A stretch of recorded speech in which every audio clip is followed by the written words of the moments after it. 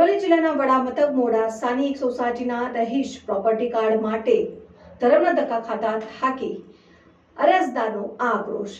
જિલ્લામાં ભ્રષ્ટાચાર ખૂબ જ ફૂલ્યો ફાલ્યો છે, ત્યારે મોડાસા નગરની ઓમનગર સોસાયટીના અરજદારો પ્રોપર્ટી કાર્ડ મેળવવા છેલ્લા 9 મહિનાથી DILR અને સિટી સર્વેની કચેરી વારંવાર રજૂઆતો કરવા છતાં નિરાશા મળતા અરજદારોએ પોતાનો રોષ ઠાલવ્યો। માલપુર રોડ ઉપર આવેલી ઓમનગર સોસાયટી નાગરિકોએ બિનખેતી પ્લોટોના પ્રોપર્ટી કાર્ડ માટે અરજી આપ્યાના 9 માસ બાદ આજ દિન સુધી જાડી ચામડીના સરકારી બાબુઓ ઘણા આટા ફેરા કરાયા પછી પણ કામ ન થતા અરજદારે મીડિયા સમક્ષ વેદના વ્યક્ત કરી હતી। ટેબલ તોડ અધિકારીઓ અરજદારોને સંતોષકારક કામગીરી કે નિરાકરણ કરી આપવામાં કેમ નથી આવતું?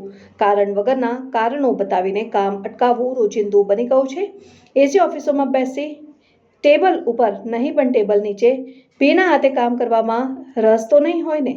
સરકારના મસ્ત સૂત્રો હતા, વિકાસ ગાંડો થયો, સૌનો સાથ અને સૌનો વિકાસ, પરંતુ અરવલ્લી જિલ્લામાં વિકાસ આળસુ બની ગયો હોય તેમ નથી લાગતું।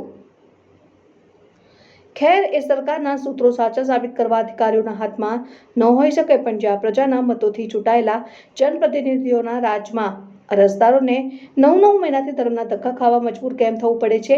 મોટા ગજાના નેતાઓ આ બાબતે તપાસ કરીને કાર્યવાહી કરાવશે ખરા, કે પછી ઘીના ઠામ ઘીમાં ઠારી દેવામાં આવશે? તેવા અઢળક સવાલો લોકોકે ચર્ચાઈ રહ્યા છે। જોતા રહો ભારત ટાઈમ્સ ન્યૂઝ।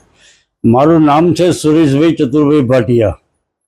હું મૂળ મોડાસા નગરમાં માલપુર રોડ ઉપર આવેલી ઓમનગર સોસાયટીનો રહીશ છું। છેલ્લા 20-25 વર્ષથી હું અહીંયા રહું છું ઓમનગરની અંદર। ઓમનગરના પ્રમુખ તરીકે અહીંના સદસ્યશ્રીઓ અને ગૃહસ્થોએ મને છેલ્લા ઘણા વર્ષોથી જવાબદારી આપી છે। વિશેષમાં હું વિશ્વ હિન્દુ પરિષદના સેવા વિભાગનો પણ જિલ્લાનો પ્રમુખ છું। આ નાતે કામ કરવાનું જ્યારે થતું હોય છે લોકોનું કે પીડિતોનું કામ કરવાનું થતું હોય છે ત્યારે અમે અગ્રેસર રહેતા હોઈએ છીએ। એ નાતે અને ઓમનગરના વિવિધ જાતના પ્રશ્નોને વાચા આપવા માટે અમે કચેરીઓમાં પણ અધિકારીઓ સાથે મળતા હોઈએ છીએ। એનો મને ગઈકાલનો એક કડવો અનુભવ થયો છે। એ માટે હું આજે આ માઇક્રોફોનવાળા પત્રકારશ્રીના સામે પહેલો આજે ઇન્ટરવ્યૂ આપવામાં હું પ્રેરાયો છું, ન છૂટકે પ્રેરાયો છું। કારણ કે મેં 21/11/24ના રોજ મેં મારી અરજી ઓમનગર સોસાયટીને પ્રોપર્ટી કાર્ડ માટે DILR કચેરીમાં મેં આપેલી, સિટી સર્વેમાં અરજી આપેલી 21/11। એને આજે 11 મહિના થયા, પણ એનો કોઈ ઉકેલ હજી સુધી આવ્યો નથી। વચ્ચે મેં તપાસ કરેલી, પણ કોઈ અધિકારી હાજર ના હોય, કોઈ ત્યાં કુંભ મેળામાં ગયેલા હોય, ને કોઈ બીમાર હોય, ને કોઈને કઈને પ્રશ્નો ઊભા કરી અને આ લોકોએ મારી વાત ટાળી નાખી। અંતે 6 મહિના પછી જ્યારે હું અકળાઈને જ્યારે બોલ્યો ત્યારે તિજોરીમાંથી મારી અરજી એક જ મારું પત્તું અરજીનું શોધી કાઢ્યું આ લોકોએ। એનો મતલબ એ થાય છે કે આ લોલમ લોલ સરકારી કામનો કેવો થાય છે એનો એક ઉત્તમ ઉદાહરણ છે, જીવંત ઉદાહરણ છે। અને એ અરજી શોધ્યા પછી પણ પાછા 2-3 મહિના ગયા, છતાં પણ એની ઉપર કોઈ એક્શન લેવામાં આવી નથી। ગઈકાલે આ જ બાબતે મારે જ્યારે DILR કચેરીમાં જ્યારે દરજી ગુર્જર સાહેબને મળવાનું થયું ત્યારે ગુર્જર સાહેબે એમના ખાતાકીય લાગતા અધિકારીઓને બોલાવી અને પૂછપરછ કરી। ત્યારે એક અધિકારીએ તો મને એવું કહ્યું કે તમારે કેવું અમને સીધું મળી લેવું હતું ને, તમારે ક્યાં ફાફા મારવાની જરૂર હતી? અમને મળ્યા હોત તો તમારું કામ થઈ ગયું। એનો મતલબ મેં એને ત્યાં સ્પષ્ટ કર્યો, એમના ગુર્જર સાહેબની રૂબરૂમાં સ્પષ્ટ કર્યો। મેં કહ્યું શા માટે તમને મારે મળવું જોઈએ?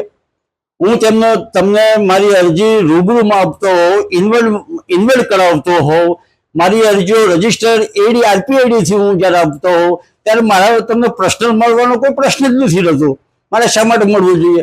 તમારે કોઈ ક્વેરી કાઢેલી હોય તો મને લેખિતમાં મારા સરનામા, મારા લેટર પેડ ઉપર મેં આપેલું છે, તમને મારો નંબર આપેલો છે, મોબાઈલ નંબર, મારું સરનામું આપેલું છે, તો તમારે લેખિત મને જાણ કરવી હતી કે ભાઈ આ 100 પૂર્તતા કરી જાઓ। આવું તમે 11 મહિનામાં કોઈ વહીવટ કર્યો નહીં। એનો મતલબ કે તમે પાર્ટીની રાહ જોઈ રહ્યા છો, કોઈ પેપર વેટ મળે, પેપર વેટ લઈને આવે તો એવા વ્યક્તિનું કામ કરવા માટે કદાચ તમારી ઈચ્છા હોય એમ હું માની શકું છું. તો આ વ્યાજબી નથી. જો અમારા જેવા સોસાયટીના પ્રમુખ અગર તો એક જિલ્લાના VHPના આગેવાન તરીકે જો હમણાં આટલી હેરાનગતિ હોય તો સામાન્ય પ્રજાની તો શું પરિસ્થિતિ હશે એ વિચારવાનો એક પ્રશ્ન છે. એટલે કોઈ માનતું હોય કે સરકારી અધિકારીઓ બાબુઓ કામ કરે છે, પણ મારા અનુભવ પ્રમાણે સરકારી અધિકારીઓ મોબાઈલ લઈને જ બેસી રહે છે, એ કામ કરતા નથી. એનો ઉત્તમ ઉદાહરણ છે 11 મહિના સુધી અરજીનો નિકાલ ન કરવાનું કારણ શું? એમને જો કોઈ કારણ કાયદાકીય હોય તો મને જાણ કેમ ના કરી? જાણ કરવી જોઈતી તો હું પૂર્તતા કરતો. પૂર્તતા કરવા માટે જ્યારે હું રજીસ્ટ્રેશનથી RT ના કાયદા મુજબ મેં માગણી કરી, આજે એ સમય વીતવા આવ્યો છે છતાં મને એનો જવાબ નથી મળ્યો. તો આ શું કહેવાય? આ બાબુઓની પોતાના મરજીથી ચાલે છે એ જ કહેવાય ને. તો આ માટે મારી વેદના એ છે કે જ્યારે અમારા જેવાને જો મુશ્કેલી પડતી હોય તો સામાન્ય ગામડાની આમ પ્રજાને તો શું કેટલી મુશ્કેલી પડતી હશે અને કેટલા દલાલો શોધવા પડતા હશે. એક વિચારવા જેવો એક પ્રશ્ન છે. એટલે આજે હું આપ સૌ સમક્ષ અહીંયા હાજર થઈને જે મારી વેદના હું ઠાલવું છું એ સત્યથી બિલકુલ વેગળી નથી, બિલકુલ સત્ય હકીકત છે. અને મને આશ્વાસન પણ આપ્યું છે કે તમારું કામ થઈ જશે. પણ થઈ ક્યારે જશે મને એટલો તો જવાબ આપવો જોઈએ એમને કે તમારે આટલું કામ અટક્યું છે.